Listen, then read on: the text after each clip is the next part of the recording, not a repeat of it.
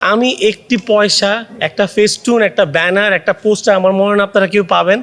আমি শুধুমাত্র ভালোবাসা চেয়েছি, মানুষের কাছে ভোট চেয়েছি, কাজ করার স্পৃহা দেখিয়েছি, ফোন করেছি। জয়ের অনুভূতি অনেক সুন্দর এবং শ্রেষ্ঠ। আর এই জয়টা আমি বলবো আমার জীবনের অনেক স্মরণীয় একটা জয়, বিকজ আমি যেখানটাতে কাজ করি সেই কাজের জায়গায় আমার ভালো লাগার জায়গায় আমার পরিবারের একটা জায়গায় আমি একটা নির্বাচন করেছি। ওখানে আমার পরিবারের প্রত্যেকটা মানুষ আমাকে ভালোবেসে জয়যুক্ত করেছে। সো এর চাইতে ভালো লাগা আসলে আমার মনে হয় না আর আমি আগে কখনো পেয়েছি। আসলে নির্বাচন মানে একটা খেলার মাঠ, কিন্তু খেলার মাঠে সবাই চায় জয় হতে। এখানে আমাদের দুটা প্যানেল ছিল, স্বতন্ত্র ছিল, সবাই কিন্তু সবার জায়গা থেকে জয় হবার জন্য চেষ্টা করেছে, আপ্রাণ চেষ্টা করেছে। এখন অনেকে হয়তো বা যারা জয়ী হয়ে গেছে তাদের আসলে কোনো প্রশ্নবিদ্ধ হয়নি, যারা জয় হয়নি অনেকে কষ্ট পেয়েছে, অনেকে কষ্ট পেয়ে চুপ হয়ে গেছে, অনেকে হয়তো বা মনে করেছে আনফেয়ার হয়নি। বাট দিন শেষে কিন্তু আপিল বিভাগে আপিল একজন করেছে, আপিল বিভাগ থেকে তারা সেও সন্তুষ্ট একটা ফল পেয়ে সে চুপ হয়ে গেছে।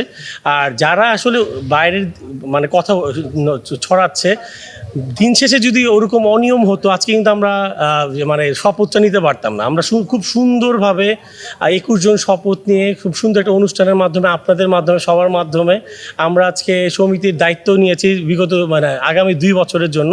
সো আমি মনে করি এই আলোচনা সমালোচনা থাকবে, এর মাঝখানে সুষ্ঠু একটা নির্বাচন হয়েছে এবং আমরা 21 জন জয়ী হয়েছি। আমি এইবার প্রথম দাঁড়িয়েছি।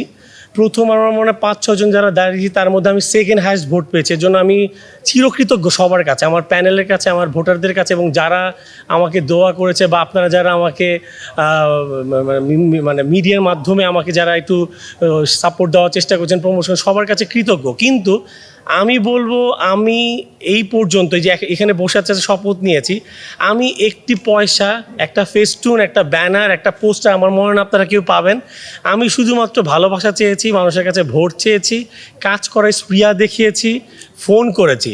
এর বাইরে আমার মনে হয় না ফোন আর SMS-এর বাইরে আমার কোনো পয়সা খরচ হয়েছে। সো আমি বলতে পারবো না অন্য কেউ যদি এটা করে থাকে তাদের কাছে কি মধু আছে, আই ডোন্ট নো। আসলে সব জায়গাতে কিন্তু জয় পরাজয় আছে। আমি যদিও এটা বেয়াদবি হবে কিনা জানি না, আমি ম্যাডামের উদ্দেশ্যেই বলছি। ম্যাডাম কিন্তু আমাদের প্যানেল থেকেই, ম্যাডাম যদি আসতো আমরা বেশি খুশি হতাম, বিকজ আমরা একটা প্যানেলে ছিলাম।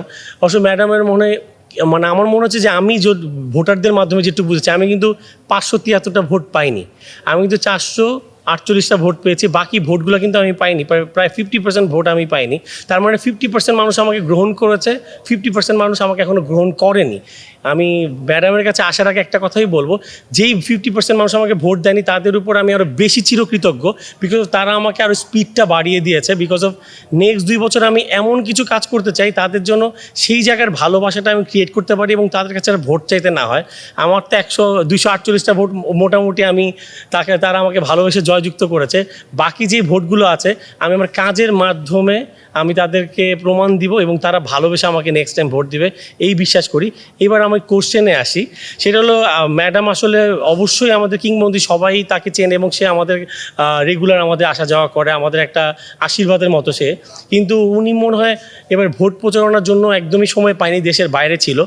আমি যেই বলবো ইমোশনটা, আমি ভোটারদের জায়গায় আমি যেমন প্রায় 50% ভোট পাইনি, ওইখানে একটাই অনেকে আমাকে বলেছিল যে তুমি তো ভোট চাওনি।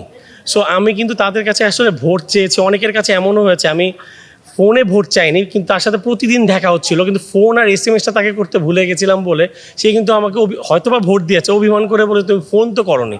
সো আমাদের মনে শিল্পীদের মধ্যে একটু ভালোবাসা তারা চায় যে একটু বলবে কেমন আছো, একটু ভোট চাবো। এই কারণে হয়তোবা একটু রোজিনা ম্যাম পিছিয়ে ছিল, বাট রোজিনা ম্যাম আমাদের সাথে পিছিয়ে নেই, সে সবসময় আমাদের ঊর্ধ্বে, সে সবসময় উপরে। তারা এখনও যা বলবে তাদের মতো করেই আমরা আসলে পথ চলবো। আমার আসলে একার পক্ষে কিছু করাই সম্ভব না। আমি খুব ছোট্ট একটা পদে দাঁড়িয়েছি, ইসি পদে, আপনারা সবাই জানেন। এর মধ্যে 21 জনের মধ্যে ওই 11 জন থাকে কার্যবাহী, তার মধ্যে আমি একজন, খুব ছোট্ট একটা পদ। আমি যেটা করতে পারবো, আমার প্রেসিডেন্ট, আমার সেক্রেটারি, তাদের অনেক প্ল্যান আছে 2 বছরে, আমি জানি। বাট ওগুলো আসলে আমি এখন না বলি, ওনাদের মুখেই শুনুন। সেই প্ল্যানগুলোকে এক্সিকিউট করার জন্য আমরা টোটাল 21 জন যুদ্ধ করব। এই যুদ্ধের সাথে শুধু আমরা 21 জন যুদ্ধ করলে হবে না, আমাদের পুরো শিল্পী সমাজ, শিল্পী সদস্যরা সবাই মিলে যদি আমাদের সাথে থাকে, পাশে থাকে, এবং আপনারা গণমাধ্যমরা পাশে থাকেন, আমাদের মনে সমিতির জন্য ভালো হবে। আমরা একটা জিনিসই চাই, শিল্পীরা ভালো থাকুক, সম্মানের সহিত থাকুক, সুস্থ থাকুক এবং সবসময় হাসি মুখে থাকুক। That's it. দেশে দেশে সবার সাথে দ্য নিউজ।